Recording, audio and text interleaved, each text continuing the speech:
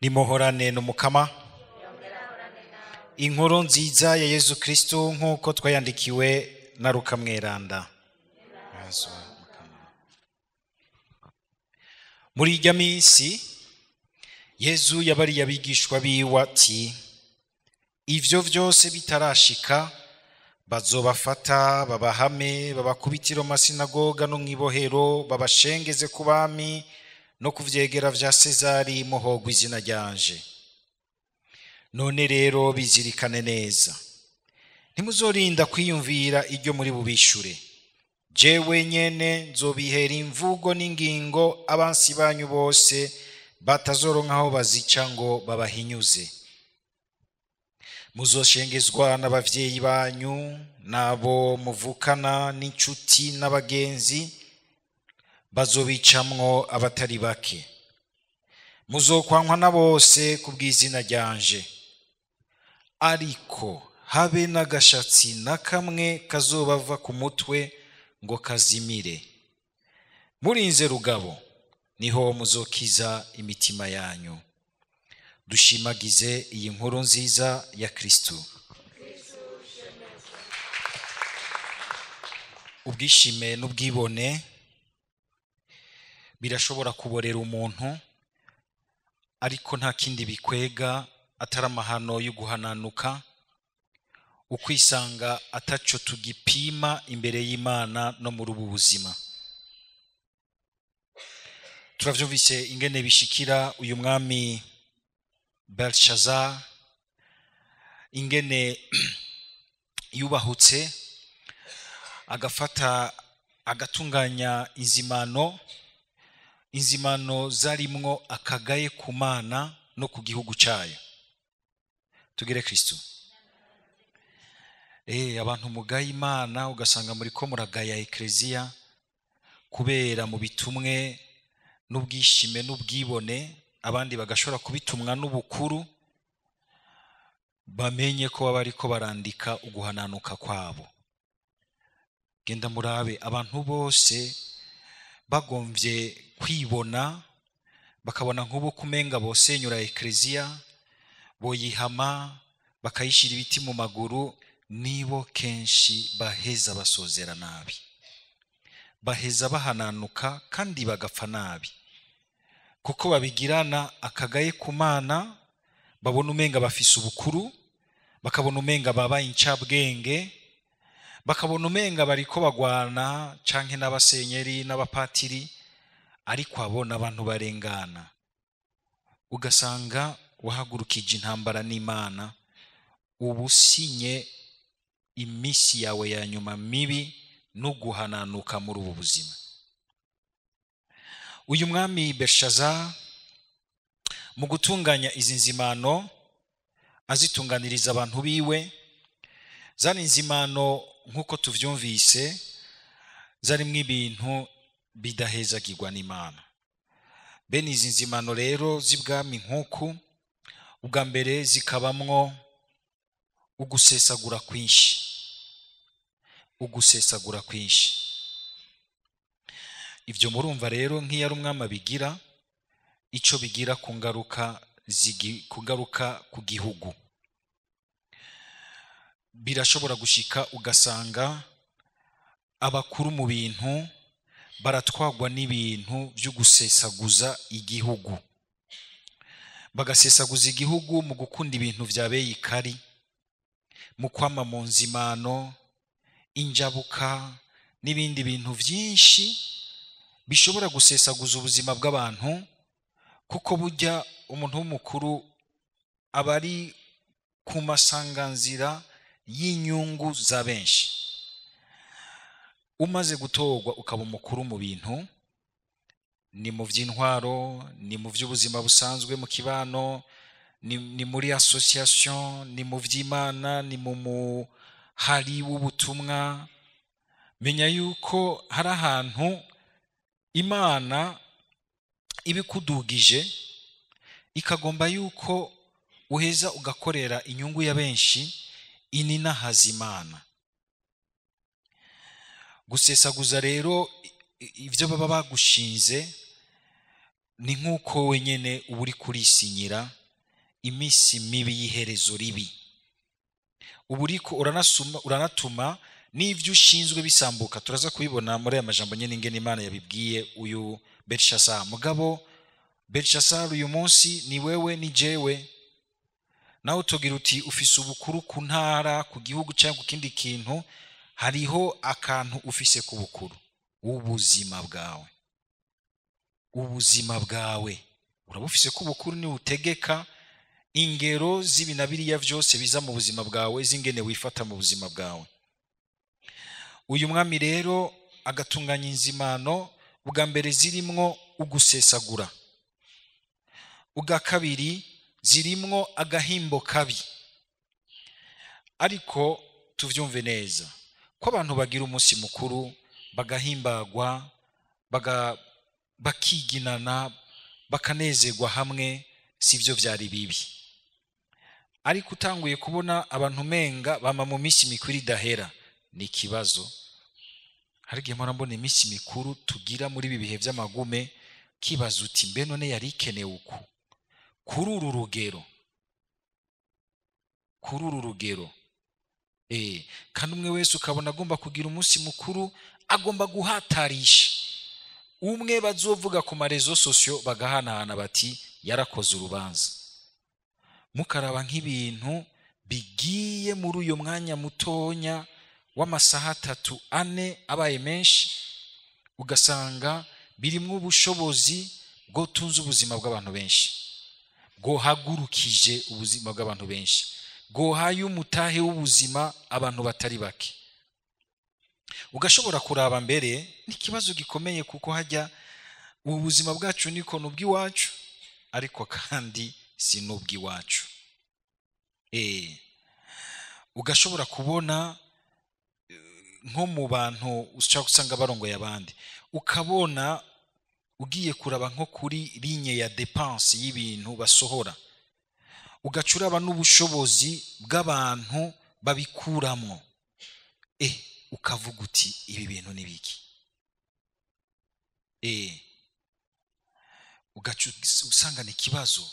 Ukaraba ibintu vy'ibiduga, amafaranga bigugwa, ukaraba ingene bambara, ukaraba suite y'ibintu vyose bica biziramwo biherekeza ivyo vyose, ukabona yuko hari higihe abantu umenga ntitugira igiharuro neza, kandi twarize ibiharuro ga.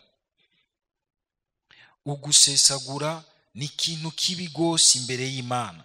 Ugusesagura ku rugero rw'umubano, ugusesagura ku rugero rw'igihugu, ugusesagura ku rugero rw'ekleziya, ugusesagura ku rugero rw'umuntu ubuzima ukwiwe.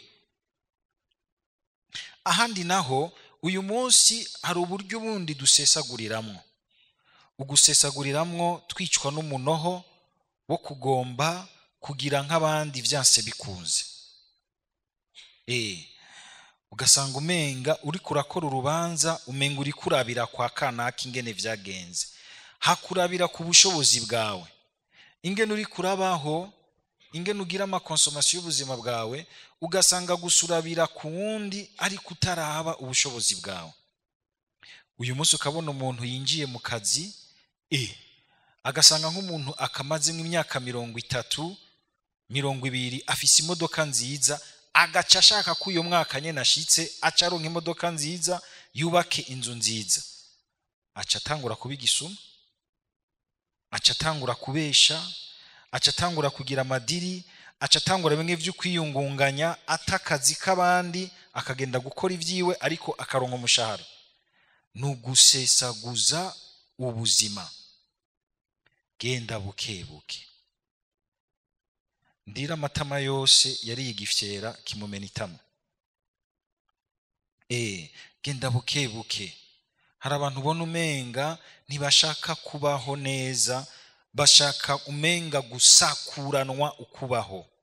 Umunoho ukadutuma dusesaguza abandi, dusesaguza ubuzima, canke ukanadutuma nogira nti abandi badashobora kuturonka ko ingabirano y'ukwiyubaka neza.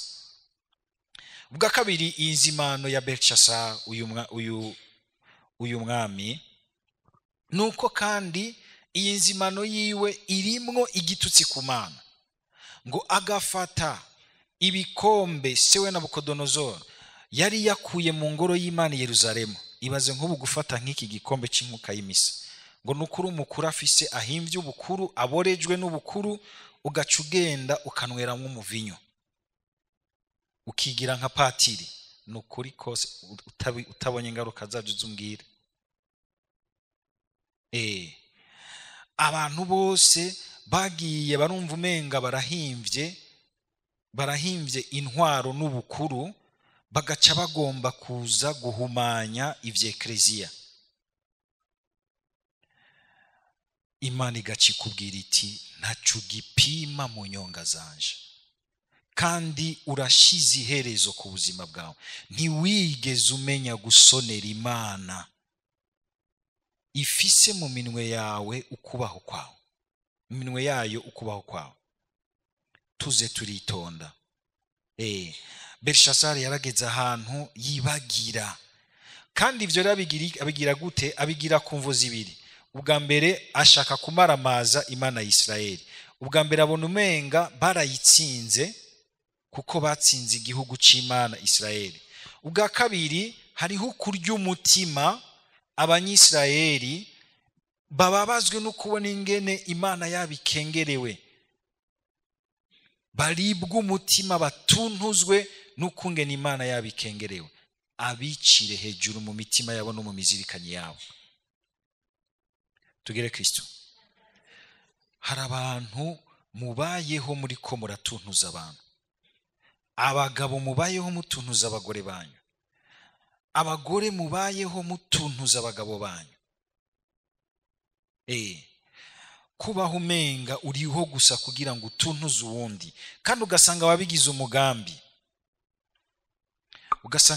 umugambi, canke wabigize kubera ingeso mbi.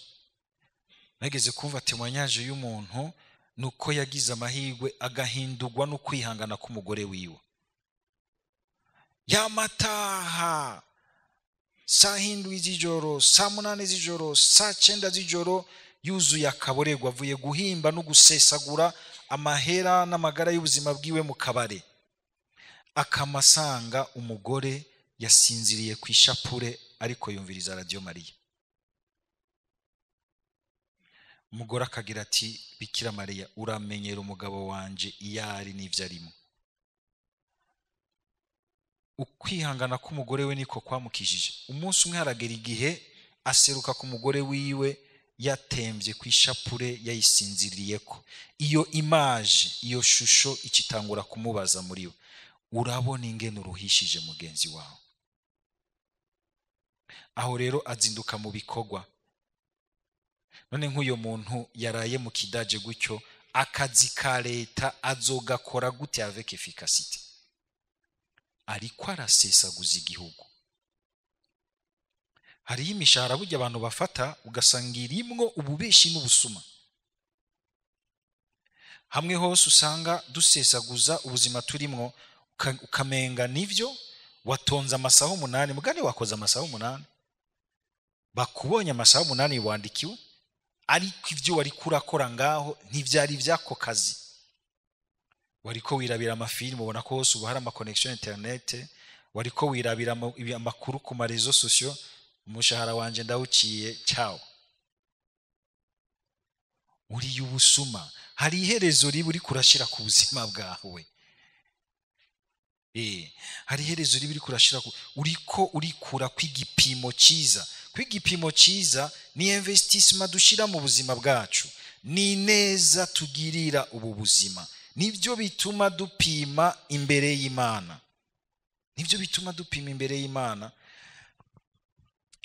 Donc kumva yuko inzimano ni inzimano yakagaye ku Mana nakagaye ku bantu b'Imana, kubatuntuza. Urabe neza mu buzima bwawe ko atawubayeho utuntuza, umurira umutima hejuru. Ivyo ntivyijana imbere y'Imana. Ingaruka zavyo rero nizi twumvise umuhanuzi Daniyeli acabwira umwami. Zanditswe muri aya majambo afobetse Daniyeli yabwiye umwami. iyo utanguye kubaho menga ubuzima bwawe nakagaye n'ubwishime ku Mana, nakagaye n'ubwishime bituntuza abandi, menya yuko uri kurashira iherezo ribi ku buzima bwawe. Nivyo Daniel yabwiye ijambo rya mbere ico risigura. Ijambo rya kabiri, uriko uratuma atacu gipima imbere y'Imana, uri kuraka ubuzima bwawe agaciro Imana yabuteguriye, yabuhaye. Akaboregwe kose, araka inzoga, araka ivyiza vy'ubuzima, araka ubukuru, araka intwaro, igihe ugakoresheje ugaya Imana ugaya n'abantu, menya yuko atacupima imbere ya Imana. Uriko ego, uri kurititura, ugatera ubwoba abantu, kiruka ku bantu bakagutinya, arakagaye ku bantu, ukagura imitima y'abantu. Harakagaye abantu b'abakuru bakoresha ku bantu bato. Akakagaye ko kugura imitima y'abantu, ubwenge bw'abantu ubiguza amafaranga. Ndaguha amafaranga urahora. Nakagaye kabi. Uyu munsi mbere ukasanga umenga abantu ntitukira abantu b'inyankamugayo, apana basenere. Kabona umuntu akubwiye ati ivyo bintu bireke ngo ndaguha amahera, wari uhagarariye ikintu ciza, wari mwingingo nziza itunganye, mugabo umuntu akaguha amahera ukemera kwibikamwe ikinyoma, ukemera kwibikamwe ubwiyorobetsi buriko buronona mu buzima. Uratanguye iherezo ribi, urikuye ko ikintu caguha gupeza no kugira valeur y'ubu buzima. Ubu buzima burafise ingene Imana yabutungane, burafise ingene Imana yabukoze. Ububayemwo nk'imboregwa, nukuvuga yuko ntacu gipima. Akaboregwe nako si cupa gusa, nakaboregwe k'ivyiza byose by'ubuzima. Wibayemwo nk'ubisakuranwa, nk'uwiborewemwo, biragutitura. Mugabo wibayemwo nk'ubikoresha neza, ngo Imana ninahazwe, ugirire neza n'abandi, uriko uriyongerereza uburemere bw'ineza bw'icuri, uri kuriha igihagararo ciza imbere y'Imana no muri ubu buzima, no muri ubu buzima. Ica gatatu ibyo bikwega nuko ubuzima buca bushwanyuka.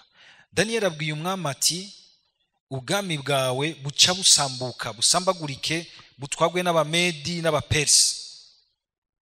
Uriko urikura kw'inguvu zari zigutumye uba unifiye, uba ikintu gikomeye ciyunze.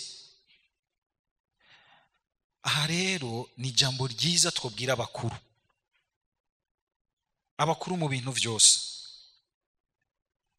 Ibintu byo kuba mu bintu by'ubukuru kabamo nk'uborewe, nk'usezaguza ubuzima bw'abantu, nk'udasonera abantu, ukabaho umengana ukubatuntuza, nakagaye kabi ku Mana. Uyu munsi ari ukungena abakuru bamwe basigaye bagaya Imana, agaheza gukora amarorerwa adahezagirwa n'Imana, mugabo afashe mikoro kagena imbere y'Imana kavuga ibintu by'Imana ukamengana umupastori yahejeje. Nukudasoneriza kandi ukamenya uti ndiko ndabikina kuko nzi imitwe y'aba bantu barakunda Imana, ndaza kubamanipirisha ibintu by'Imana, mugabo ndazidiri ndiko ndakora. Nakagaye n'igitutsi kibi ku Mana. Umukuru abikoresha uyu munsi avyumve.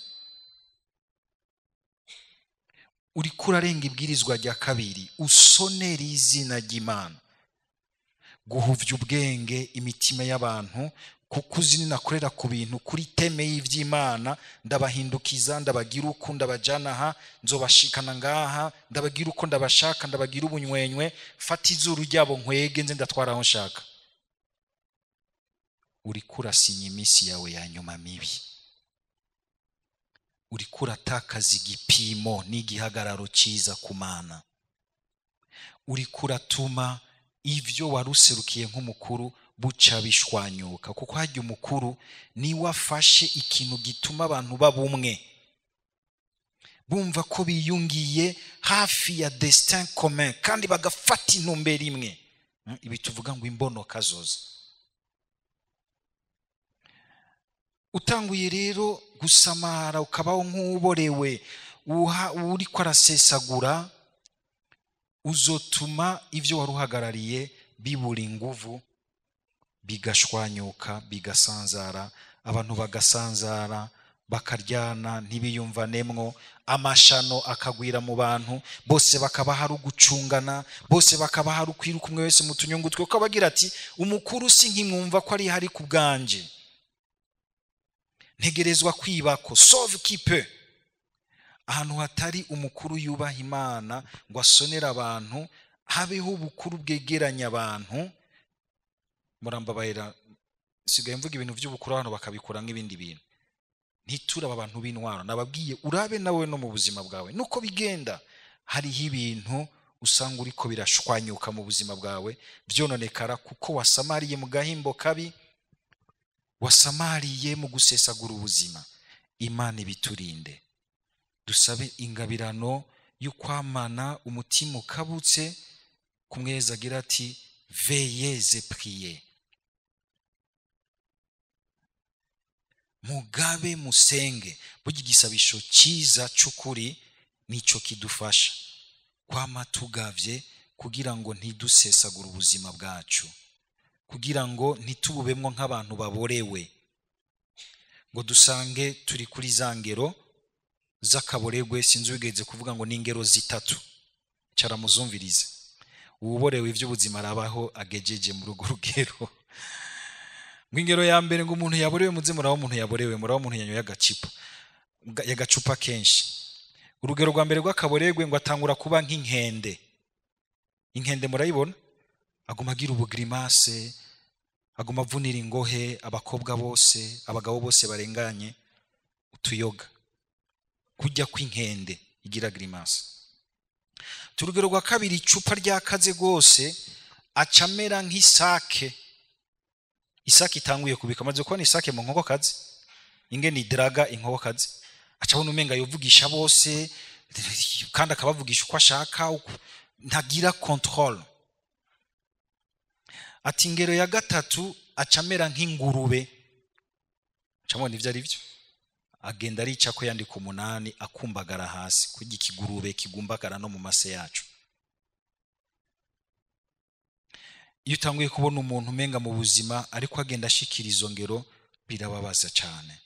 Dusaba umukama bidukingire, kandi dusaba umukama mu vyo yaduhaye kw'ijambo vyose twamwe twe bitunganya ku buryo tumuhesha icubahiro, kandi n'abari hafi yacu abo turi kumwe bose bakumva ko batunganiwe. Twiyame kubaho umenga ubuzima bwacu buratuntuje uyu cankuriya. Amen.